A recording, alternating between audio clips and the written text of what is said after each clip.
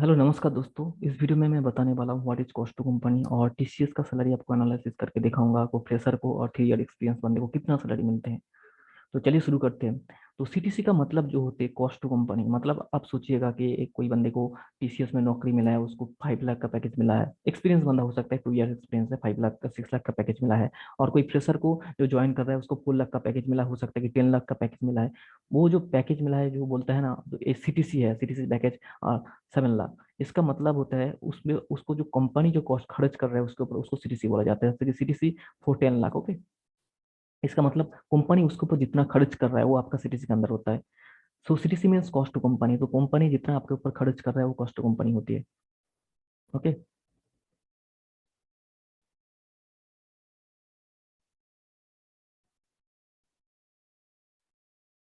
उसके बाद देखिए यहाँ पे सीटीसी में लिखा हुआ है।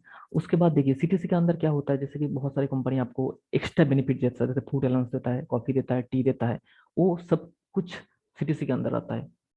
और सीटीसी के अंदर आता है आप जो आपके सैलरी स्लिप में लिखा रहेगा, तो ग्रॉस सैलरी इतना, नेट पे आपको इतना दिया गया है, वो एक्चुअली आपका ग्रॉस सैलरी होती है। वो एक्चुअली इन हैंड आपको सैलरी मिलता है। जैसे कि कंपनी उसको एम्प्लॉय को फूड अलाउंस दे रहा है, मतलब फूड का एक कूपन दे रहा है कि वो जाके फूड फ्री में खा सकता है। तो वो सब कुछ आपका जो मेडिकल बेनिफिट है, नाइट शिफ्ट अलाउंस, आप जितना भी नाइट कर चुके हो, वो सब कुछ में जो आपके ऊपर कंपनी खर्च करेगी 1 साल तक। जैसे कि आपका 10 लाख का सीटीसी हुआ है, जितना कुछ आपके ऊपर कंपनी खर्च करेगी वो आपका सीटीसी होगा। ठीक है, ये आपका कॉस्ट टू कंपनी होगा।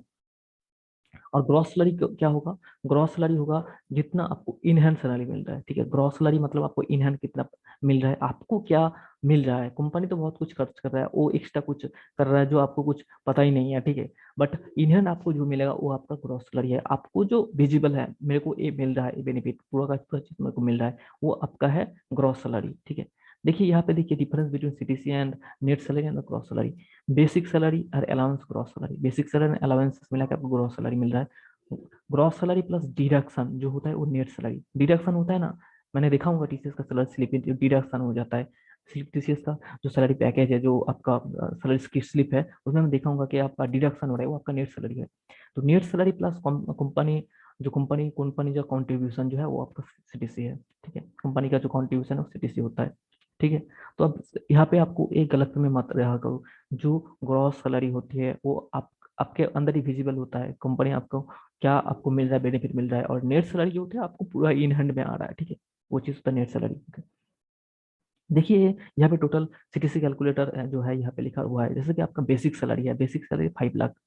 इसका इसका पैकेज कितना है, देखिए कॉस्ट टू कंपनी है 10.5 लाख का पैकेज है। 10.5 लाख का पैकेज है, यहाँ पे 10.8 लाख का जो पैकेज है आपका, है ना, कंपनी आपको ऑफर किया है। यहाँ पे देखिए कितना सैलरी आपका जो बेसिक सैलरी होगा वो होगा कितना ना, 5 लाख। अमाउंट आपको 5 लाख बेसिक सैलरी को कैलकुलेट कर चुके हैं। तो आपको बेसिक सैलरी मिलेगा, और ये बेसिक सैलरी के ऊपर आपका गवर्नमेंट टैक्स लगाएगा। ठीक है, तो कोई बंदे का बेसिक सैलरी कम है, इसका मीनिंग नहीं है कि उसका इसका कोई मीनिंग नहीं होता है कि नहीं होता है कि उसको बहुत ज्यादा इन हैंड में सैलरी मिल रहा है। तो इसके ऊपर टैक्स पड़ता है। आपका जितना बेसिक सैलरी कम होगा ऐसा बुरा नहीं है, आपको टैक्स देना पड़ रहा है। आपका 5 लाख हो सकता था कि इसका सीटीसी 7 लाख भी हो सकता था, बेसिक सैलरी 7 लाख भी हो सकता था, तो इसको बहुत ज्यादा टैक्स पे करना पड़ेगा। ठीक है, तो इसका जो बेसिक सैलरी है 5 लाख है बाई 12, इसको डिवाइड कर दो 5 लाख बाई 12, जो होता है इसको बेसिक सैलरी पर महीने का है। उसके बाद उस सैलरी के ऊपर आपका टैक्स पड़ेगा गवर्नमेंट का। ठीक है, उसके बाद देखिए डी वन अलाउंस, ये आपका देखिए 50,000, 10% होता है कि डी अलाउंस होता है बेसिक सैलरी का, ये आपको 50,000 का है। उसके बाद house rent allowance, house rent allowance आपका पूरा का पूरा डिपेंड करता है सिटी के ऊपर, कौन सा सिटी में हो। तो मेट्रोपॉलिटन सिटी के ऊपर जैसे बेंगलुरु, चेन्नई, यहाँ पे आपका हाउस रेंट अलाउंस हो सकता है 40 to 50%, है ना। तो यहाँ पे देखिए ये 40-50% से भी ज्यादा है, ये आपका हाउस अलाउंस आपको पे कर रहा है। ये कितना 2,75,000, है ना।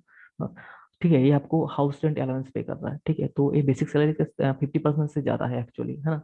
उसके बाद देखिए कॉन्वेलेंस अलाउंस क्या होती है। कॉन्वेलेंस अलाउंस मतलब आपका जो फूड बना है, बोला कि फूड जो पे करता है, कॉफी है, टी है, तो उसका जो अलाउंस है आपका 20,000 कट लिया है। आप हिसाब कर लीजिएगा कंपनी इतना ज्यादा क्यों कटा है, इतना ज्यादा आप खर्च करते हो। सही में आप 20,000 खर्च कर चुके हो, मतलब जो कॉफी टी, हम लोगों का ऑफिस में तो कभी भी कोई फूड अलाउंस नहीं होता है, ओनली हम लोग को टी प्रोवाइड किया जाता है, टी कॉफी। क्या इसके लिए वो 20,000 काट लेगा? ये देखिए उसके बाद ओवर टाइम अलाउंस। ठीक है, ओवर टाइम अलाउंस मतलब आप कंपनी में कभी कभी दिन होता है कि आप ओवर टाइम काम करते हो। ठीक है, ओवर टाइम काम करते हो, जैसे उसका तो इसके लिए एक्सटेंडेड का जो पैसा लेते हो वो भी आपके सैलरी के अंदर कट लेता है। कोई बंदा सोचेगा कि मैं तो ओवर टाइम किया नहीं, मुझको किया नहीं, तो सीटीसी में वो कट चुका है, आपके ऊपर वो विजिबल नहीं है, बट का वो ओवर टाइम का अलाउंस का जो पैसा यहाँ पे काट लिया गया है। ठीक है, आपका सीटीसी में ऐड हो चुका है। कोई बंदा बोल रहा है कि मेरे को 10 लाख का सीटीसी मिल चुका है, आपका यहाँ पे 50,000, देखिए कोई आपको कोई आप ओवर टाइम कभी किए नहीं तो एक पैसा आपको नहीं मिलेगा, है ना, कभी भी नहीं मिलेगा। उसके बाद देखिए मेडिकल रिएम्बर्समेंट, ये आपका सीटीसी के ऊपर ऐड है। तो कोई बंदा सोचे कि मेरा कभी भी कोई हेल्थ का कोई प्रॉब्लम नहीं है, मैं डॉक्टर के पास नहीं गया, तो उसका जो मेडिकल ईएमआई जो है ना 25,000, वो विजिबल नहीं होगा, उसको कोई उसका फर्क ही नहीं पड़ता कि मेरे को 25,000 मिला नहीं, तो ऐसे डिडक्ट हो जाएगा। तो सीटीसी आपके ऊपर कंपनी में जो आपका कंपनी हिसाब कर रहा है कि मैं उसके ऊपर कितना खर्च करने वाला हूँ, आप पूरा का पूरा बेनिफिट लेंगे तो तब आपको मिलेगा। ठीक है ना, आप ओवर टाइम किए नहीं तो ये तो आपको डिडक्ट हो चुका है ना, इसके अंदर वो कैलकुलेट कर चुके हैं, है ना। ये चीज आपको समझना चाहिए था, समझना चाहिए। मेडिकल रियम्बर्समेंट वो जो ये भी है आपके सैलरी के अंदर कट चुका है। उसके बाद देखिए ये आपका टोटल मिला के क्या है, आपका ग्रॉस सैलरी हुआ।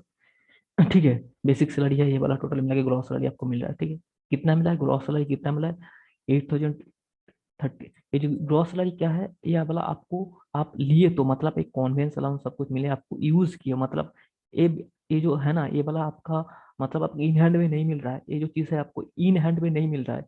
आप कंपनी में आप डायरेक्टली कितना कॉस्ट खर्च कर सकते हो कंपनी का, आप कर सकते हो नहीं कर सकते हो, जैसे कि ये वाला चीज आप नहीं कर सकते हो, कभी भी हो सकता है कि आप कुछ खाना वाना खाए नहीं, तो आप कंपनी तो काट रहा है बस उसका ओवर टाइम अलाउंस, आप कुछ ओवर टाइम किए नहीं तो एक पैसा कंपनी तो काट लिया, तो वहां को मिला क्या, आप यूज करोगी तो जो आपको ग्रॉस सैलरी कंपनी उसका हिसाब करके लगा चुका है, ये कितना है 8,85,000। ठीक है, समझ गए होंगे टोटल चीज, है ना। उसके बाद देखिए क्या होगा, कंपनी का जो बहुत सारे होते हैं कि प्रोविडेंट फंड होता है, इलेक्ट्रॉनिक्स प्रोडक्ट, उसके लिए कंपनी जो खर्च करते हैं वो भी आपका नेट कॉस्ट टू कंपनी से कट लेता है। जैसे कि मेडिकल इंश्योरेंस का 3,000, है ना, मेडिकल इंश्योरेंस का 3,000 आपको कट लेगा। उसके बाद प्रोविडेंट फंड का जो होता है ना पैसा, वो काट लेता है, पर जैसे 12% आपका जो बेसिक सैलरी होती है, वो प्रोविडेंट पैसा वो आपका सैलरी से डिडक्ट होगा। जैसे कि आपको ग्रॉस सैलरी जो मिल रहा है, ग्रॉस सैलरी आपका इन हैंड में जो सैलरी मिल रहा है, ये आपका सैलरी से डिडक्ट हो जाएगा। ठीक है, डिडक्ट हो जाएगा।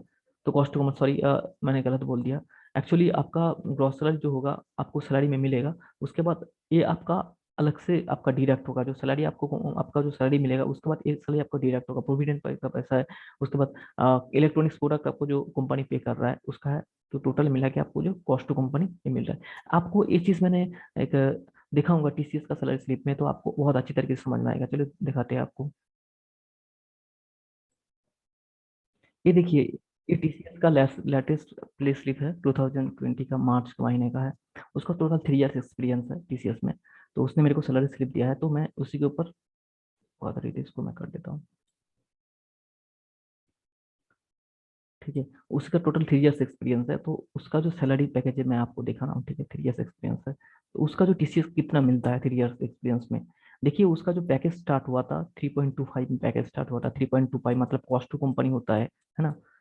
वो जो फ्रेशर ज्वाइन किया था, तो उसके बाद जो उसका जो सैलरी है अभी 3 इयर्स एक्सपीरियंस है आपको, ये पैकेज उसका इन हैंड में मिल रहा है। ठीक है, तो उसके बाद डिडक्ट हो चुका है ये वाला, आपको डिडक्शन जो होता है प्रोविडेंट फंड प्रोफेशनल टैक्स है, ये आपका डिडक्ट हो चुका है। तो इन हैंड जो नेट पे है 30,950, जो इसका इन हैंड आपको सैलरी इन हैंड में मिल रहा है। उसके बाद देखिए उसका जो एनुअल इनकम है 4 लाख के करीबन है, तो उतना सैलरी इंक्रीमेंट हो चुका है। तो टीसीएस में क्या होती है, देखिए कि यहाँ पे बेसिक जो सैलरी है 60,200 मिला है। हाउस रेंट अलाउंस मैंने बोला कि इसका कैलकुलेट कर लीजिए कि 50% तक हो सकता है, तो हाउस रेंट उतना ही मिल रहा है, 50% के आसपास है। उसके बाद लिफ्टेबल अलाउंस जो है वो इतना मिला है, पर्सनल अलाउंस इतना मिल रहा है, मिसcellaneous सिटी अलाउंस वो सब कुछ मिला के, नाइट शिफ्ट अलाउंस है ये मिल रहा है, परफॉर्मेंस पे ये मिला के टोटल अर्निंग हो रहा है उसका, सब कुछ अर्निंग हो रहा है मतलब 32,684। उसके बाद जो टैक्स होता है उसका, गवर्नमेंट का जो टैक्स होता है आपका सैलरी के ऊपर, बेसिक सैलरी के ऊपर कैलकुलेट होता है, तो ये आपका 150 है। उसके बाद प्रोविडेंट फंड है, जो आपको प्रोविडेंट फंड के टैक्स आपका जो पीएफ फंड में ऐड होता है, वो आपका ये जो वहाँ पे ऐड होता है, वो आपको टोटल डिडक्शन क्या हुआ है देखिए यहाँ पे। उसके बाद नेट नेट पे जो है, नेट जो पे आपको किया है कंपनी 30,590, उसको जो पे किया है। ठीक है, तो ये है टोटल सैलरी स्ट्रक्चर।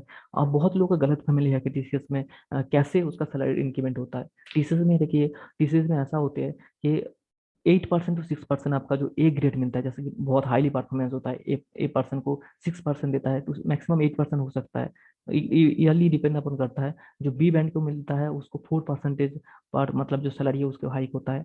और तो ये जो मतलब जो सैलरी हाइक होता है, सोचिए आपको 25,000 आपका फ्रेशर में आपका सैलरी है, तो आप सोचिएगा तो उसका जो ए ब्रांड जिसको मिला है, ए ब्रांड जिसको मिला है उसका 8% आपका हाइक होगा, तो कितना मिलेगा? मैक्सिमम 2,000 हाइक होगा, मैक्सिमम 2,000 हाइक होगा। तो 25,000 आपका सैलरी है, नेक्स्ट ईयर में मैक्सिमम 27,000 आपको मिलेगा after first year.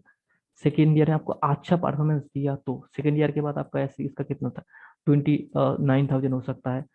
Next year में कितना होगा? तो जो ये सैलरी है हो सकता है कि इसको मैक्सिमम आपका 2 to 3 ईयर्स एक्सपीरियंस में आपका 33,000 to 35,000 तक आपका सैलरी हो सकता है। तो ये बहुत ज़्यादा हो सकता है कि इसका ब्रांड इसको अच्छा नहीं मिला होगा, बी ब्रांड हो सकता है कि सी ब्रांड मिला होगा, इसलिए इसका सैलरी ज़्यादा इंक्रीमेंट नहीं होगा। तो एक्चुअल जो सैलरी स्किल है तो मैक्सिमम का जो होता है यही होता है। तो बहुत लोग बोलते हैं कि कितना सैलरी मिलते हैं, आप देख लीजिएगा प्रो, यहाँ पे आपको जांच करिएगा कितना सैलरी आप आईटी में, आईटी सपोर्ट में जब ज्वाइन करोगे आफ्टर बीटेक, कितना सैलरी आपको इन हैंड मिलेगा। तो आप यहाँ से देख के आपको जांच कर सकते हो। So thanks for watching this video देखने के लिए, और प्लीज सब्सक्राइब माई चैनल्स और लाइक कीजिएगा। तो ज़्यादा तो ऐसे वीडियो मैं बनाता रहूँगा फ्यूचर में। तो थैंक्स फॉर वॉचिंग।